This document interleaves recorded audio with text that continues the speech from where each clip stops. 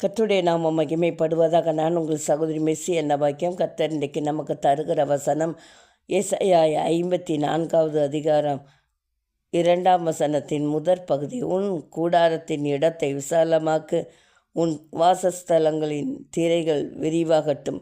இதுதான் கர்த்தர் நமக்கு தருகிற வசனம். ஒருவேளை நீங்கள் எல்லாவற்றையும் இழந்தவர்களாக கலங்கி தவித்து கொண்டிருக்கிறோம். எத்தனை காரியங்களை நான் இழந்துட்டேன் என்று சொல்லி நீங்கள் கலங்கி இருக்கலாம்.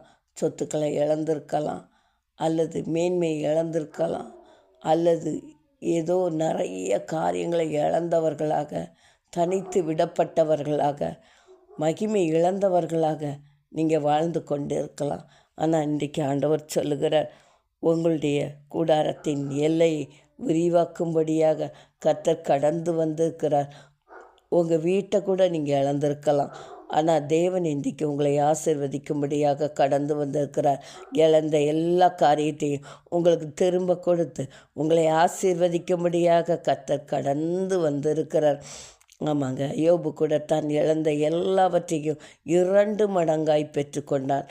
ஆமாங்க, பிள்ளைகளாக இருந்தாலும் சரி, சொத்து பத்தாக இருந்தாலும் சரி, எல்லாவற்றையும் 2 மடங்கு பெற்றுக்கொண்டான். அதுபோல் உங்களையும் ஆசீர்வதிக்கும்படியாக சர்வ வல்லவர் இன்றைக்கு கடந்து வந்திருக்கிறார். அவரால் செய்யக்கூடாத காரியம் ஒன்றுமில்லை. ஒருவேளை நீங்கள் இதெல்லாம் நடக்குமா, இது என் வாழ்க்கையில் நடக்குமா, இவ்வளோ பெரிய காரியங்களை நான் இழந்துட்டேனேன்னு சொல்லி நீங்கள் யோசிக்கலாம். தேவனால் செய்யக்கூடாத அதிசயமான காரியம் ஒன்றுமே கிடையாதுங்க. அவர் உங்களுக்காக, எனக்காக பாடுகளை அனுபவித்தவர். அது மட்டுமல்லாமல் சர்வ வல்லவரும் கூட. அவர் செய்யக்கூடாத காரியம் ஒன்றுமே கிடையாது. கர்த்தரால் எல்லாம் கூடும். கண்ணை மூடிட்டு தேவனை விசுவாசிங்க. கர்த்தர் உங்களை ஆசீர்வதிப்பார். கர்த்தர் தாம் இந்த வார்த்தை ஆசீர்வதிப்பாராக. ஆமென்.